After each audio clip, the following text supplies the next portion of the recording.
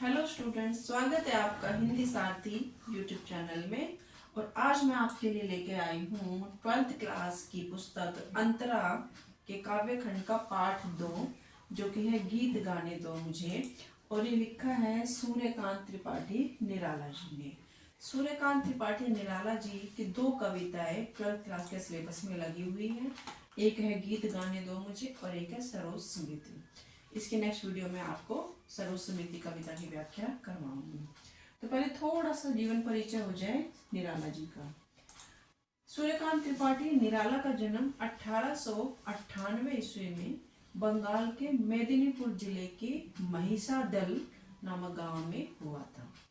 और इनके पिता पंडित राम सहाय त्रिपाठी महिषादल गांव के एक सामान्य कर्मचारी थे। तो 24 वर्ष की आयु में निराला जी का जो विवाह है मनोहरा देवी के साथ होता है। लेकिन इनका जो पारिवारिक जीवन था वो अधिक सुखमय और अधिक लंबा नहीं था। थोड़े दिनों के पश्चात ही इनकी पत्नी मनोहरा देवी की मृत्यु हो जाती है। और इनके जीवन में इतने कष्ट आए कि एक के बाद एक इनके परिवार के सदस्यों की मृत्यु होने लगी। पहले पत्नी मनोहरा देवी की मृत्यु होती है, फिर उसके बाद चाचा, पिता, और कुछ समय के बाद इनकी एक बेटी थी सरोज। तो वो इनको बहुत प्यारी थी। सरोज से इनको बहुत अधिक प्रेम था। सभी को अपने बच्चों से प्रेम होता है, तो इसी तरह से निराला जी को भी अपनी बेटी सरोज से प्रेम था। लेकिन कुछ समय के बाद इनके ऊपर दुखों का पहाड़ टूट पड़ता है जब सरोज की भी मृत्यु हो जाती है। तो सरोज की मृत्यु के बाद ही जब ये पूरी तरह से जीवन में दुखों से घिर गए थे, तभी इन्होंने एक रचना लिखी थी सरोज स्मृति, जो इसकी नेक्स्ट ही कविता है वो हम करेंगे। तो इस कविता के माध्यम से कवि गीत गाने दो कविता के माध्यम से जो इनके पारिवारिक जीवन की जो वेदना है, जो कष्ट है इनके जीवन में आए थे, उनसे इन्होंने कैसे अपने आप को निकाला, या फिर मनुष्य को किस तरह से संघर्षों को पार करते हुए, जिस हर एक मनुष्य के जीवन में कभी ना कभी जीवन के किसी ना किसी मोड़ पर संघर्षों का उसको सामना करना पड़ता है।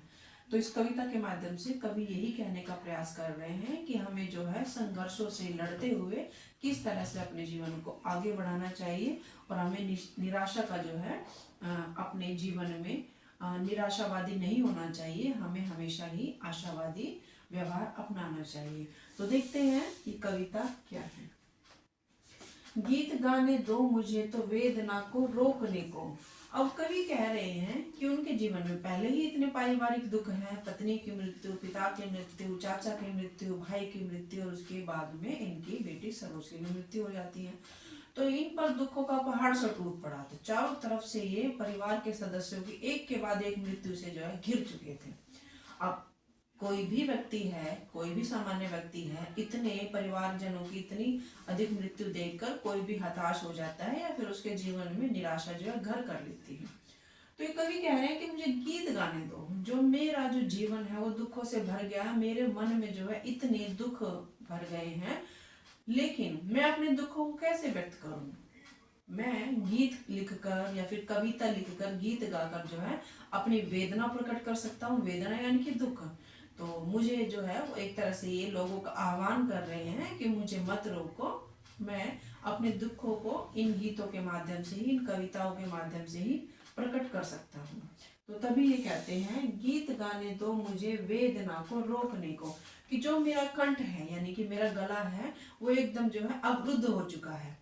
क्योंकि कोई भी व्यक्ति है किसी के दुख में कितने दिन रोएगा। एक समय ऐसा आता है कि हमारा गला भी है वो अवरुद्ध हो जाता है, यानी कि रुक जाता है, आंसू भी खत्म हो जाते हैं, लेकिन अंदर जो मन में जो पीड़ा है वो बनी रहती है।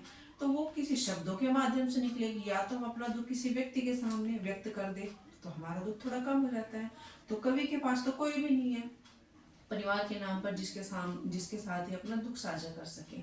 तो ऐसे में ये कह रहे हैं कि मैं अपनी वेदना को रोकने के लिए मैं गीत गाना चाहता हूँ। तो समाज के लोग, इस दुनिया समाज के लोग हैं, मुझे मत रोको, मैं गीत गाकर ही अपनी वेदना को रोकता हूँ। चोट खाकर राह चलते होश के भी होश छूटे, यानी कि मेरे जीवन में इतने संघर्ष आए हैं, इतनी निराशा मेरे जीवन में भर चुकी है, और मैंने एक के बाद एक कितनी चोट खाई, यानी कि परिवारजनों का खोना, पारिवारिक समस्याएं, आर्थिक समस्याएं, सब तरफ से जो है ये समस्याओं से जूझ रहे थे, समस्याओं से घिर चुके थे।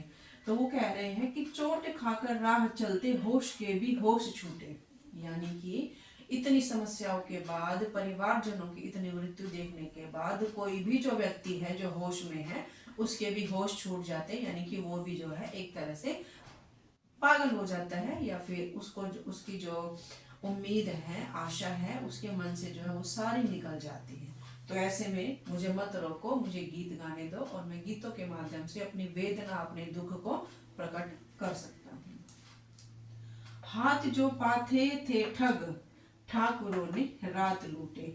पाथे का अर्थ होता है संबल या सहारा, कि हमें जीवन में किसी ना किसी का सहारा मिल जाए। लेकिन मेरे पास जो कुछ भी था, यानी कि मेरे जीवन का जो भी संबल था, जो भी सहारा था, वो किस तरह से इस दुनिया के जितने भी ठग हैं उन्होंने उनको लूट लिया है। तो मेरे पास अब कुछ भी नहीं है, ना परिवार के नाम पर मेरे पास कुछ है और ना मेरे पास आर्थिक संपत्ति के नाम पर मेरे पास कुछ है, क्योंकि जितने भी ठग थे इस दुनिया के, समाज के, उन सब ने वो मुझसे लूट लिया है। कंठ रुकता जा रहा है, आ रहा है काल देखो, यानी कि दुखों की वेदना के कारण जो मेरा कंठ, यानी कि जो मेरा जो गला है वो भी रुक गया है, वो भी अवरुद्ध हो गया है। और मुझे ऐसा लग रहा कि अब मेरा अंत समय आ गया है, क्योंकि कोई भी व्यक्ति जितना अधिक दुखों में रहेगा उसकी उम्र भी कम हो जाती है, क्योंकि चिंता, कहा जाता है कि चिंता चिता के समान होती है। तो यहाँ तो निराला जी की, परिवार के जो लोग हैं एक के बाद एक उनका साथ छोड़ते जा रहे थे, तो उनके दुखों में बहुत ज्यादा घिर गया था, हमेशा चिंताग्रस्त रहते थे। तो ऐसी चिंता में ग्रस्त वो अपने आप को कह रहे हैं कि मेरा गला जो है रुक गया है, कंठ मेरा रुक गया है, और मुझे ऐसा लग रहा है कि मेरा भी काल आ गया, यानी कि मेरा भी अंत समय अब नजदीक आ गया है। तो ये थे पहले पद की व्याख्या। देखते हैं दूसरा। इस दूसरे पद के माध्यम से कवि ये बताना चाहते हैं कि इस दुनिया में कितनी निराशा और कितना ढोंग और एक दूसरे के साथ छल कपट कितना भर गया है। तो उसको जो है हमें समाप्त करना चाहिए, और हमें चाहे हमारे जीवन में कितने भी कष्ट आए उनको जो है पार करते हुए, उन संघर्षों पर विजय प्राप्त करते हुए हमें अपने जीवन को आगे बढ़ाना चाहिए। यानी कि वो लोगों का आह्वान कर रहे हैं कि लोग जो है किस तरह से, जो दुनिया में समाज में लोग हैं वो किस तरह से एक दूसरे को किस तरह से लालची नजरों से देखते हैं और हर चीज में अपना स्वार्थ देखते हैं। जहाँ लोगों को, समाज के लोगों को अपना स्वार्थ दिखाई देता है वहां पर वो अपना समय बिताना पसंद करते हैं, या फिर कह सकते हैं कि वो उन चीजों में इंटरेस्ट लेते हैं। भर गया है जहर से संसार जैसे हार खाकर, यानी कि जो संसार है इसमें बहुत ज्यादा निराशा भर गई है, छल कपट भर गया है, एक दूसरे के साथ धोखाधड़ी, ये सारी चीजें जो है भर गई। और ये जो संसार जहर के समान हो गया है, ये विषाक्त हो गया है। इस पृथ्वी पर इतनी ज्यादा लालची व्यक्ति बढ़ गए हैं, हर चीज में अपना स्वार्थ देखना, लोगों को एक दूसरे से प्रेम नहीं रह गया है, भाईचारा नहीं बचा है। तो ऐसे में ये संसार कैसा है, जहर से भर गया है, जैसे कि विषाक्त यानी कि जहरीला हो गया है, क्योंकि हर तरफ जो है लालच है, निराशावाद ने लोगों के मन में जो है घर कर लिया है, वो अपने स्वार्थ सिद्धि में ही लगे रहते हैं। देखते हैं लोग लोगों को सही परिचय ना पाकर, और लोग एक दूसरे को इस तरह से देखते हैं, चाहे वो हमारा जानने वाला हो, लेकिन अगर हमें उसमें अपना स्वार्थ नजर आ रहा है, हमें अपना उसमें कुछ फायदा नजर आ रहा है, तो हम उनसे बातचीत करते हैं, यानी कि अच्छे से उनके साथ परिचय होता है, अच्छे से आवभगत करते हैं। लेकिन जहाँ आधुनिक समाज की बात हो रही है, आज का जो समाज है वो ऐसा ही है, लेकिन जहाँ हमें लगता है कि हमारा इसमें कुछ फायदा नहीं है, या हमें किसी भी अमुक व्यक्ति से, किसी भी फलाने व्यक्ति से बात करने से हमारा समय ही व्यर्थ जाएगा, वेस्ट होगा, और इसका हमें कुछ फायदा नहीं, तो लोग जो है उन व्यक्तियों के पास भी नहीं बैठते हैं। आजकल का माहौल ऐसे ही हो गया है कि अतिथि भी घर में आते हैं तो हम अतिथियों को देखकर ज्यादा खुश नहीं होते हैं, लेकिन जो पहले का समय था, अतिथियों का सत्कार बड़े ही आदर भाव से किया जाता था, और कई कई दिन जो है अतिथि हमारे घरों में रुकते थे। लेकिन आजकल की जो दिनचर्या है, आधुनिक जीवन में हम लोगों की दिनचर्या इतनी व्यस्त हो गई है, कि हमें जो है लोगों के साथ बैठने का समय नहीं है, और अगर हमें उनमें उनके साथ बैठकर अपना समय बिताने में हमें कुछ हमारा फायदा नजर नहीं आ रहा है, तो हम उन लोगों के साथ बैठते भी नहीं है। तो देखते हैं लोग लोगों को सही परिचय ना पाकर, और लोग जो है इस दुनिया के समाज के, आधुनिक समाज के लोग ऐसे हो गए हैं कि इस तरह से देखते हैं कि हमारा चाहे कोई जानने वाला पहचान वाला ही हो, लेकिन सामने अगर हमें दिख भी जाता है तो इस तरह से देखते हैं जैसे अनजान व्यक्ति है और हम एक दूसरे से परिचित नहीं है। क्यों? क्योंकि हमारा वहां पर स्वार्थ सिद्ध नहीं हो रहा है, हमारा कोई फायदा नहीं। अगर हमारा फायदा होगा तो हम उससे बात करेंगे, अगर हमें हमारा फायदा नहीं नजर आ रहा तो हम अपरिचितों की तरह एक दूसरे को देखते हैं और निकल जाते हैं, एक दूसरे की मदद नहीं करते हैं, एक दूसरे को समय नहीं देते हैं। बुझ गई है लो प्रथा की, जल उठो फिर सींचने को। प्रथा यानी पृथ्वी, और ये जो पृथ्वी है, इस पृथ्वी से लो समाप्त होती जा रही है, यानी कि भाईचारे की लो, प्रेम की लो, सद्भावना की लो, और इस पृथ्वी से भाईचारा, प्रेम, दोस्ती, मित्रता, इस तरह के जो संबंध है वो धीरे धीरे घटते जा रहे हैं। तो हमें चाहिए कि हम इस लो को ना बुझने दें, यानी कि मानवता की लो को जलता रहने दें, मानवता पृथ्वी पर बनी रहे, इसी में सबका फायदा है। और सब जो है ये इस विचार से हमें सबके साथ मिलना चाहिए कि मनुष्य जन्म हमें जीवन में एक ही बार मिलता है और इसको हमें ऐसे ही व्यर्थ में नहीं गंवाना चाहिए। हम अपना व्यवहार अच्छा रखेंगे तो लोग सदियों तक हमें याद रखेंगे, लेकिन हमारा व्यवहार ही अच्छा नहीं होगा तो कोई हमें पूछने वाला नहीं है, कोई हमें याद नहीं करेगा हमारे मरने के बाद। लेकिन कबीर को अभी तक भी याद किया जाता है, तुलसीदास जी को अभी तक याद किया जाता है। तो ये कुछ ऐसी महान हस्तियां हैं हमारे भारत की कि ये बहुत कई सौ सालों पहले जो है ये इनकी मृत्यु हो चुकी है, लेकिन अभी तक उनको याद किया जाता है उनकी अच्छाई के कारण और उनके व्यवहार के कारण।